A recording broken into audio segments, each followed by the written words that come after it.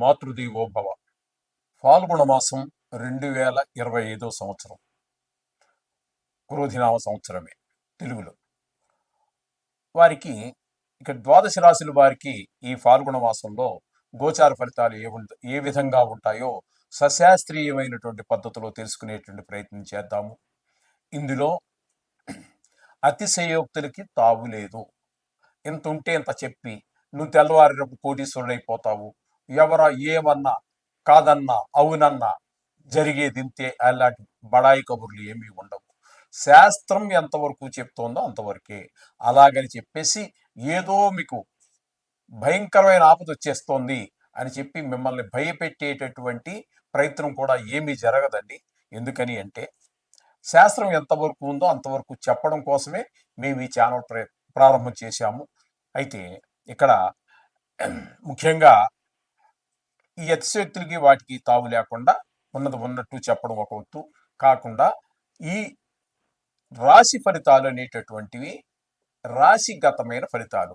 ఇది కేవలం గోచారం అంటే మన జాతకంలో దీని ఫలితాలు మన జాతకం రాయించుకుని దాంతో పాటు సరి చూసుకోవలసినటువంటిదే కానీ ఇదే జాతకం మాత్రం కానే కాదు. ఇది జాతకంలో ఒక చిన్న భాగం. ఇది నిష్ణాతులైనటువంటి వారు చెబితే ఒక 15 నుండి 20% వరకు ఆ జాతకానికి అనుసంధానం చూసుకుంటే సరిపోతుంది. ఇది జాతకం అని మాత్రం పొరపాటు పడవద్దండి. ఇది జాతకంలో ఒక భాగం మాత్రమే. అలా అని చెప్పి దీనికి ఉన్న ప్రాముఖ్యత దీన్ని తీసి పారేయవలసినటువంటి అవసరం అయితే ఏమీ లేదు. అయితే అంత ఇంపార్టెంట్ అయినటువంటిది ఇది కూడా. అలా అని చెప్పేసి ఇదే జాతకం కాదండి. ఇది కొన్ని కోట్ల మందికి, ప్రపంచవ్యాప్తంగా చెప్పుకోవాలి అంటే కొన్ని కోట్ల మందికి, ప్రపంచ జనాభా 830 కోట్లలో 12 రాసులు పెట్టి భాగిస్తే సుమారుగా 70 కోట్ల జనాభాకి ఇది వర్తిస్తుంది. 70 కోట్ల మందికి ఒకటే వర్తిస్తుందండి. అందుచేత మీ జాతకం రాయించుకోండి. మా దగ్గర కూడా ఆ సౌలభ్యం ఉన్నది. అలా చేయించుకుని అప్పుడు దానికి అనుసంధానం చేసి చూసుకోవాల్సి ఉంటుంది. ఓకేనండి. ఇప్పుడు మేషరాశి వారికి ఏ విధంగా ఉంటుంది అనేది చూద్దాము. ఇక్కడ ముఖ్యంగా ఈ ఫాల్గుణ మాసంలో వృశ్చిక రాశి వారికి ఫాల్గుణ మాసంలో గోచార ఫలితాలు ఏ విధంగా ఉంటాయనేది సశాస్త్రీయమైన పద్ధతిలో తెలుసుకునేటటువంటి ప్రయత్నం చేద్దాము. వృశ్చిక రాశి వారికి చతుర్థంలో శని సంచారం, చతుర్థ పంచమ స్థానాలలో రవి సంచారము, పంచమ స్థానంలో రాహు సంచారము, పంచమ స్థానంలోనే బుధ సంచారము. అయితే మధ్యలో వక్రగతి కారణంగా 4వ స్థాన ఫలితాలు కూడా మనం చెప్పుకోవచ్చు. ఇంకా శుక్రుని యొక్క సంచారం కూడా మనం 5వ స్థానంలో జరుగుతున్నది. అక్కడ మనకి ఇక్కడ ఎట్లా అంటే ఇది కూడా వక్రగతిలో సంచరిస్తూ ఉన్నారు కాబట్టి, అది కేవలం 2 రోజులు మాత్రమే రుజుమార్గంలో ఉన్నారు కాబట్టి 4వ స్థాన ఫలితాలనే మనం చెప్పుకోవాల్సి వస్తుంది శుక్రుని గురించి. ఇకపోతే 7వ స్థానంలో గురు సంచారం జరుగుతున్నదండి. ఇక అష్టమ భాగ్య స్థానాలలో కుజుని యొక్క సంచారము, అలాగే ఏకాదశ స్థానంలో రాహు యొక్క సంచారము జరుగుతున్నది. అయితే ఈ సంచారం వల్ల కలిగే ఫలితాలు ఏ విధంగా ఉంటాయంటే, వీరికి చతుర్థ స్థానంలో శని సంచారం అనేటటువంటిది అర్ధాష్టమ శని. ఈ అర్ధాష్టమ శని అనేది కొంచెం ఇబ్బంది కలిగించేటటువంటి పరిస్థితి. కాబట్టి ఒక రకమని కాదండి, అన్ని పనుల్లోనూ తాత్సారం చేయటము, అనేక రకాలు చెప్పుకుంటాం కదండి మనం. అర్ధాష్టమ శని, అష్టమ శని, ఏళ్ళనాటి శని అని చెప్పుకుంటాం కదా. ఆ 3 స్థానాల్లో ఉన్నప్పుడు ఈ అర్ధాష్టమ శని ఏమంటారంటే కంటక శని అంటారు. కంటకం అంటే ముళ్ళు ఎలా పుచ్చుకుని మన బాధిస్తూ ఉంటుందో ఆ విధంగా బాధిస్తూ ఉంటాడు ఈ శని భగవానుడు ఈ రాశి వారికి. అంచేత ఆయనతో కొంచెం జాగ్రత్తగా ఉండండి. అదితోటి మనకి ఏంటంటే ఈ స్థానంలో ఉన్నప్పుడు ఇల్లు రిపేర్ చేయటము, అమ్మటమో కొనటమో చేయాలనుకున్నటువంటి వారికి ఈయన కొంచెం అనుకూలమైనగా ప్రవర్తించడం అవి ఈ నెలలో సాధ్యపడకపోవచ్చు.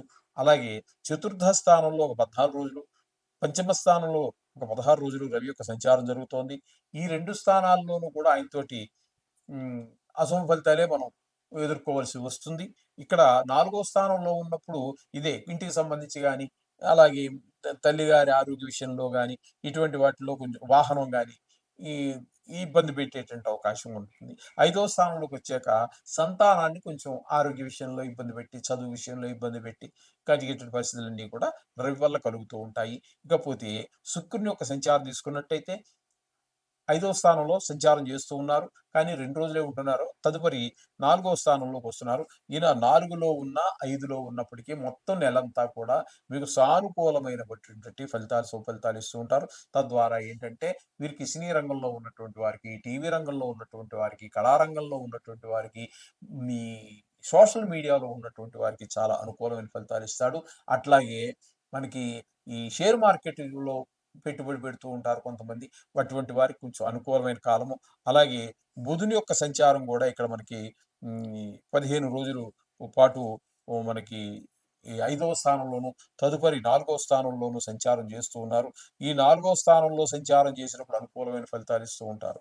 అంటే ఇక్కడ మొత్తంగా మనం చెప్పుకోవాలి అన్నట్టయితే శుక్రుడు పూర్తి ఫలితాన్ని ఇస్తూ ఉన్నాడు. కానీ బుధుడు సగ ఫలితాన్ని ఇస్తూ ఉన్నాడు. సగం రోజులట్ట, సగం ఉన్నాడు.